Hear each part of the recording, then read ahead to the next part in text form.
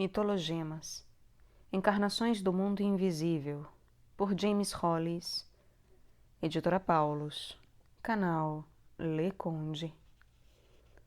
Segundo, Começos. Todos os povos possuem suas histórias fantásticas sobre as coisas primeiras, do tempo antes do tempo, do primeiro povo, dos antigos, dos sábios, do tempo quando, saindo do nada, da confusão sombria, da sopa primeva, do caos urubórico, veio o cosmo. Palavra que significa ordem. Alguns desses relatos são solenes, outros cômicos ou prosaicos, ou provocam mais questões do que trazem respostas. Contudo, todos os povos especulam sobre as origens. Hoje em dia, os relatos sobre o nosso cosmo utilizam metáforas tais como quarks e buracos negros. Aprendemos que nosso sistema solar e um outro vizinho, Andrômeda, estão se movendo rapidamente um em direção ao outro, numa velocidade que eles chamam de velocidade warp, e que em alguns bilhões de anos eles irão colidir e destruir um ao outro, tornando-se talvez uma supermassa implosiva, criando outro buraco negro e arremessando tudo o que conhecemos atualmente neste mundo em uma escuridão terrível. A curto prazo, talvez ainda seja uma boa ideia buscar as crianças na escola, pintar a casa e pagar nossos impostos. Também sabemos alguma coisa de fatores causais que levaram à concatenação dos elementos naturais, que são os construtos necessários, dinâmicos, do mundo agitado no qual vivemos. Hoje é possível construir uma teoria coerente de causa e efeito, como muitos astrofísicos já fizeram, e que não necessita de nenhum Deus, de nenhuma teoria de causa primeira, nem de teleologia, revelação ou escatologia. Não é preciso postular nenhuma divindade cuidadosa, nem advogar pelo absurdo e pelo acaso para se formar uma imagem ou construto coerente do nosso mundo conhecido.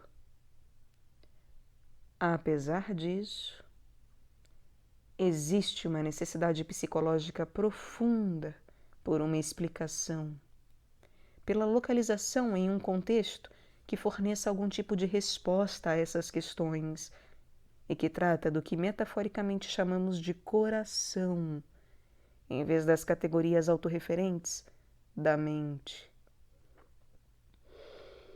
O sentimentalista cairá em uma nostalgia pelas religiões antigas, escolherá não considerar tais questões ou levantar as mãos para o céu em desespero. O racionalista buscará, com grande heroísmo, viver apenas com esses artefatos da mente que são aceitáveis pelo ego. Qual deles não está caindo em uma questão de crença? Qual deles está livre de suposições? Ambas as posições são compreensíveis, defensáveis e questões de grande especulação, no máximo. Todas permanecem essencialmente antropomórficas, limitadas pelas restrições de nossos instrumentos mentais e, como acontece com a maioria das teologias e psicologias, nos dizem mais a nosso próprio respeito do que sobre o que tentam descrever. A leitura da psique, no entanto, requer um tipo diferente de rigor e leva a um lugar entre as duas extremidades, entre o ou, do qual nosso ego nervoso tanto gosta, e que os junguianos gostam de chamar de tanto quanto. Ao ler o mundo da forma como é apresentado à nossa sensibilidade, é claro que corremos um grande risco de cair na má interpretação, na satisfação dos desejos, nos erros de leitura e também de operar apenas dentro dos limites dos nossos construtos de tempo, espaço, sociedade. A disciplina chamada desconstrutivismo surgiu por uma razão muito boa. E como é fácil condescender com a visão da realidade de outras eras. Porque eles não enxergavam o que pensamos ser tão evidente, perguntamos, esquecendo que estamos apoiados nos ombros de seus erros, assim como de suas descobertas, e que iremos, sem dúvida, parecer difíceis de entender pelos filhos de nossos filhos. Não obstante, o desconstrutivismo pode também ficar preso em sua própria visão limitada. Ao mesmo tempo em que podemos concordar com Kant que tudo o que dizemos e fazemos é um construto de nossos instrumentos mentais, coloridos pela cultura local e por nossos próprios limites psicológicos, também existem energias que são autônomas, que possuem um propósito próprio, não importa quão opacos sejamos no discernimento delas. Um argumento a favor da existência de Deus não quer dizer que Deus exista. Significa apenas que a minha mente pode ser seduzida por uma lógica circular. Um argumento a favor de um modelo de universo sem referência a energias transcendentes pode também ser sedutor e não possuir nenhum dado de realidade. O matemático francês Laplace respondeu à pergunta de Napoleão sobre a existência de Deus, dizendo que ele não tinha necessidade daquela hipótese em seu sistema. O pensamento contemporâneo entende que o sistema dele era fechado em si mesmo e que ele não percebia as aberturas para o mistério que seus colegas do próximo século encontrariam. O problema sempre volta ao fato de que nós não sabemos aquilo que não sabemos. Não estamos conscientes daquilo que estamos inconscientes. Não apreendemos aquilo que se encontra além de nossos instrumentos de apreensão. Os sábios, desde Sócrates até o presente, sabem que eles não sabem, de modo que toda a vida permanece como um mistério para eles, uma curiosidade que fica, como concluiu o astrônomo britânico J.B.S. Haldane, cada vez mais curiosa. Como temos de escolher um exemplo dentre centenas, não, milhares de exemplos disponíveis, concentremo-nos por ora naquele que é o mais influente no mundo ocidental, a história bíblica do Gênesis. Todos conhecem o enredo e o seu desenvolvimento. O desenlace final já é conhecido. A versão judaico-cristã mitopoética procura responder à questão do como, embora nunca se refira à questão que eu considero a mais importante, o porquê. A história do Gênesis delineia uma imposição progressiva da ordem sobre o caos, o vazio sem forma, e utiliza a metáfora da linguagem para fazer uma analogia de como a divindade constrói o universo. A linguagem como metáfora é o reconhecimento de um ato constitutivo, intencional. Como um povo nômade, algumas vezes chamado de o povo da palavra, os hebreus valorizavam a linguagem, não apenas por ela transmitir valores, mas também por ser portátil. Quando não tem um lar, a pessoa aprende a valorizar o que ela pode carregar consigo, esconder do intruso e tirar do esconderijo quando o perigo passar. Assim, Deus fala e tudo acontece de uma maneira progressiva, intencional e cada vez mais complexa. Não nos dizem por quê, como é o caso em muitas outras histórias de criação. Para sermos diversão de Deus, por exemplo, ou na versão da Suméria para sermos os trabalhadores dos deuses que querem passar mais tempo nas altas nuvens jogando algum jogo qualquer que os ajude a passar a eternidade. Além disso, esse poder constitutivo da linguagem é passado para o suposto ápice da criação, a humanidade. Dá para perceber uma rubris por aqui, né?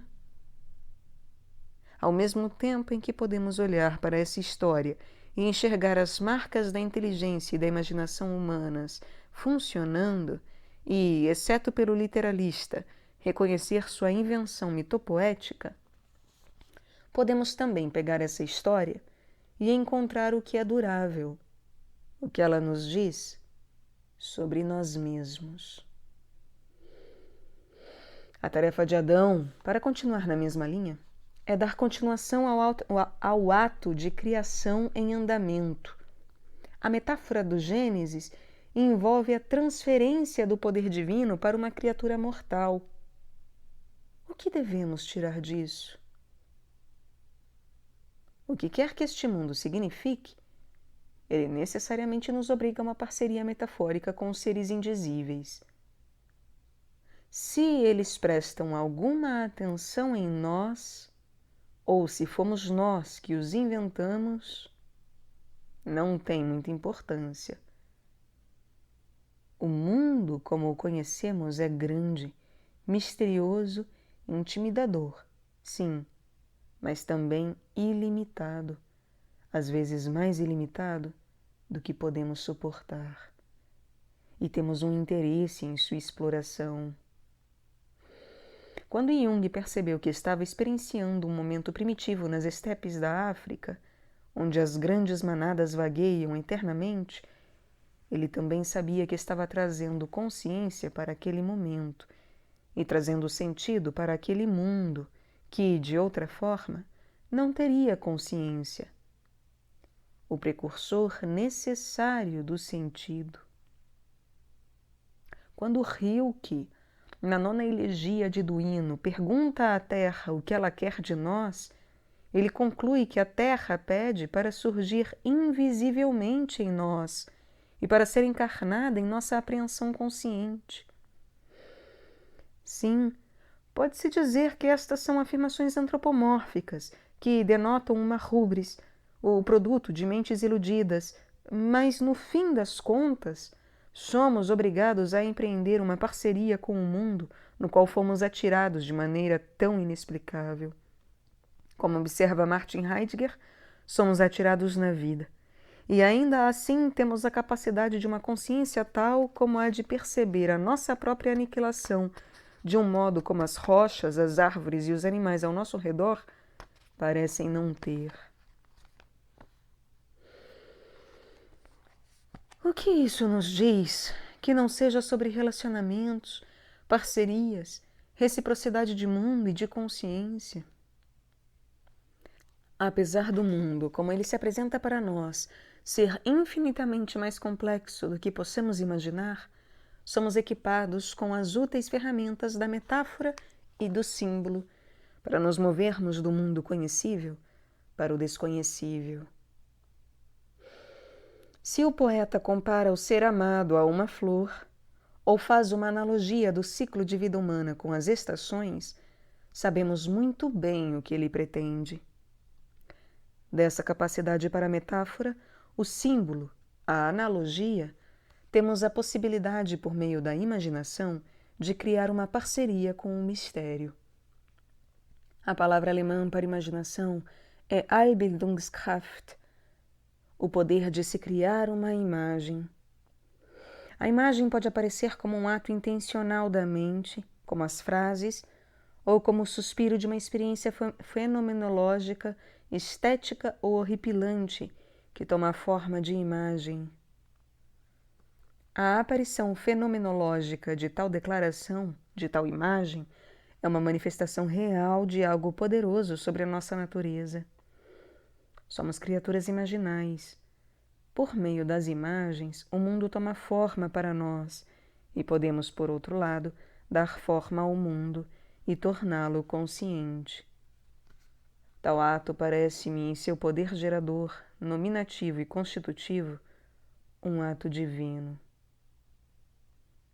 Observem que nesse movimento metafórico não caímos no dilema do ou, de insistir na existência literal de tal história ou dizer que é apenas uma metáfora, ou mesmo que é apenas uma metáfora tribal.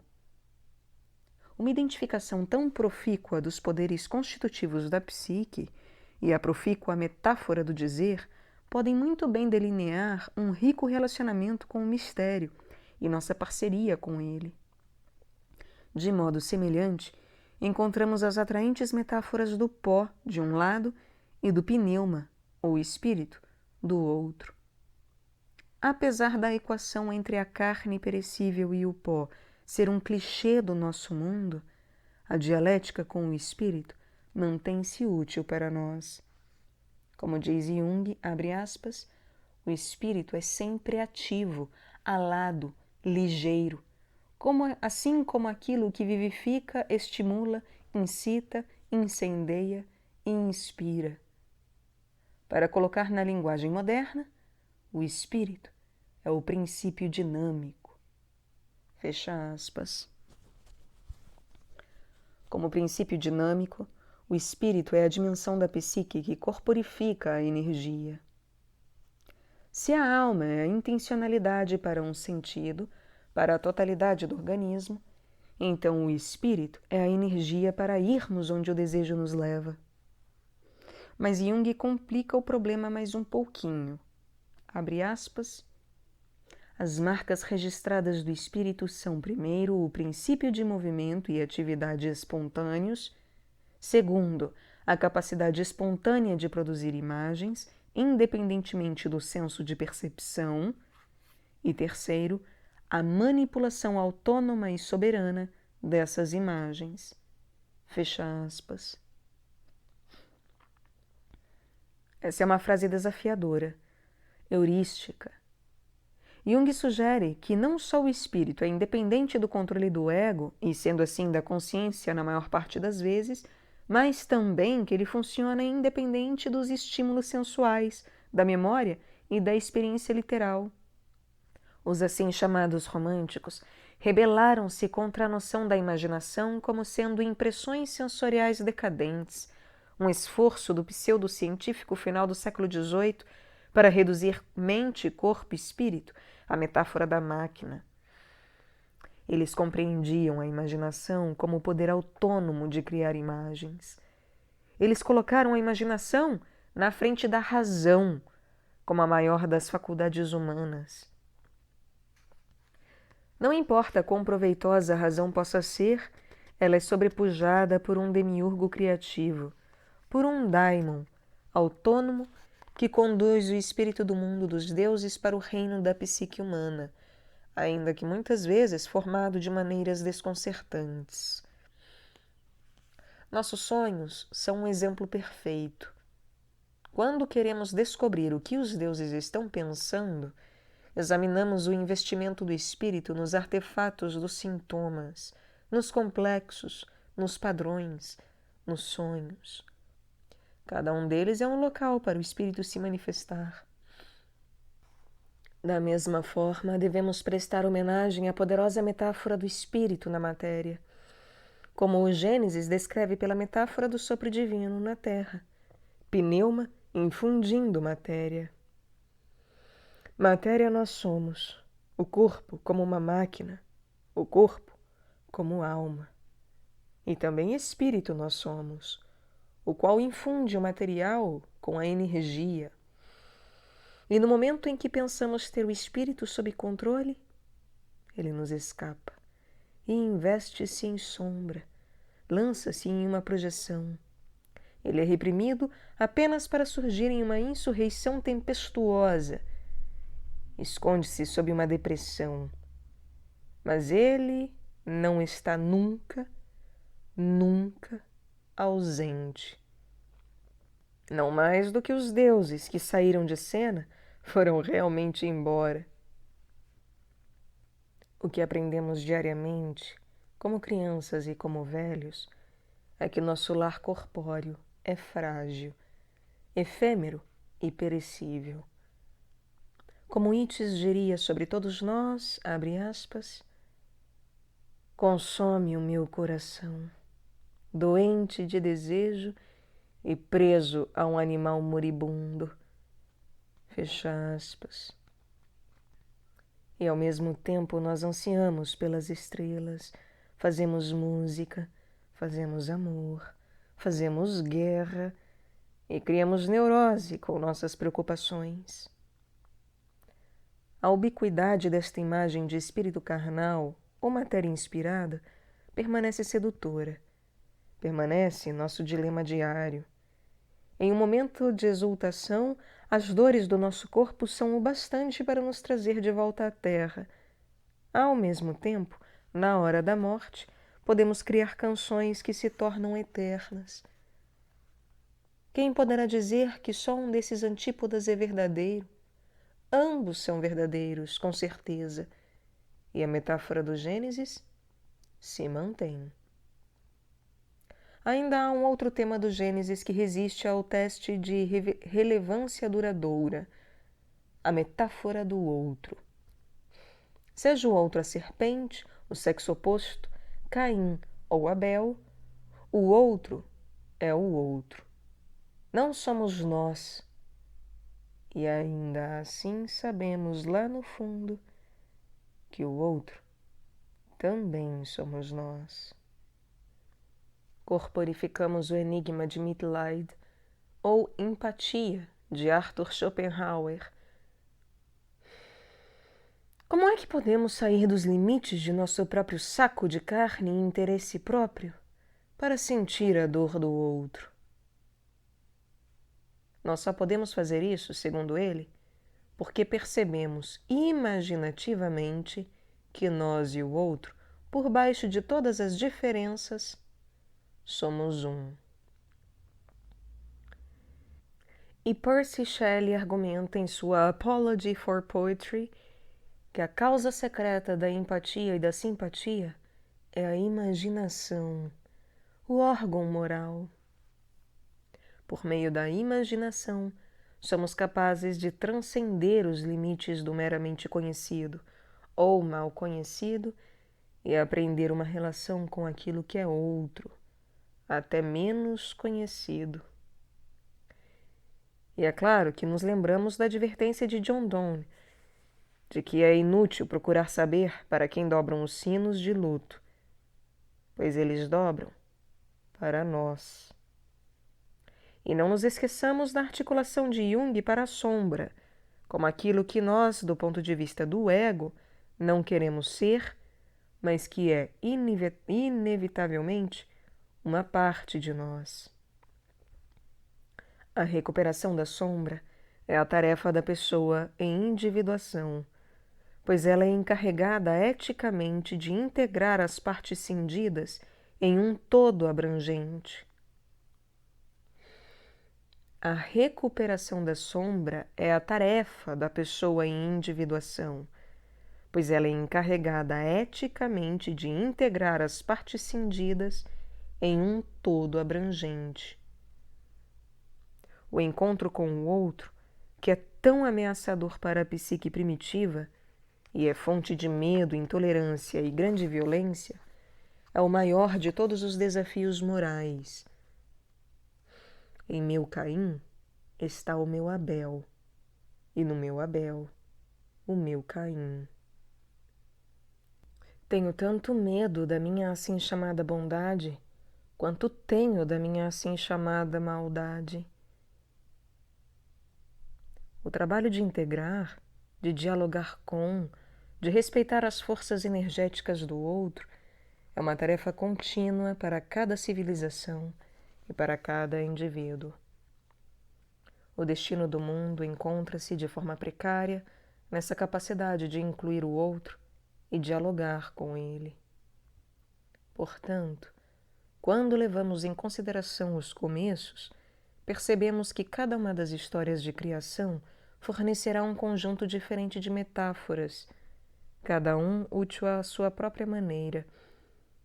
Das 3 metáforas identificadas aqui, a parceria geradora, a unidade-dualidade de matéria e espírito e a identidade secreta de si mesmo e do outro, podemos ver que não fomos levados nem ao literalismo dos nervosos, nem à recusa prematura dos sofistas. Dos paradoxos dessas metáforas duplas, aproximamo-nos de algo realmente vital, ao pensar miticamente, que é o mesmo que dizer imaginativamente, apreendemos uma relação mais profunda com o mistério e com nossa parceria com ele. Esquivarmos-nos dessa união com a dualidade é como fugirmos do nosso trabalho característico. Como observou Marco Aurélio 2 milênios atrás, abre aspas, devo me queixar por ter de fazer o que nasci para fazer e por cujo motivo fui trazido ao mundo? Você não sente um amor verdadeiro por si mesmo. Se sentisse, você amaria a sua natureza e a vontade da sua natureza. Fecha aspas. A mim me parece que a vontade da nossa natureza, muitas vezes preguiçosa e esquiva, também criou as metáforas que ornam as bordas das histórias com mortalhas tangíveis. É da vontade da nossa natureza que sejamos criaturas de espírito, assim como carne perecível, e que até mesmo o nosso rastreamento mortal dessas imagens nos levem aos arredores da transcendência. A mesma natureza que submerge em preguiça e sono é também acordada pela agitação e pelo tumulto. O ato da creatio é reencenado em todos os momentos, quer queiramos ou não. E quando colocamos nossa vontade em prol do comprometimento imaginativo, descobrimos a nós mesmos como seres espirituais no meio de um teatro mortal.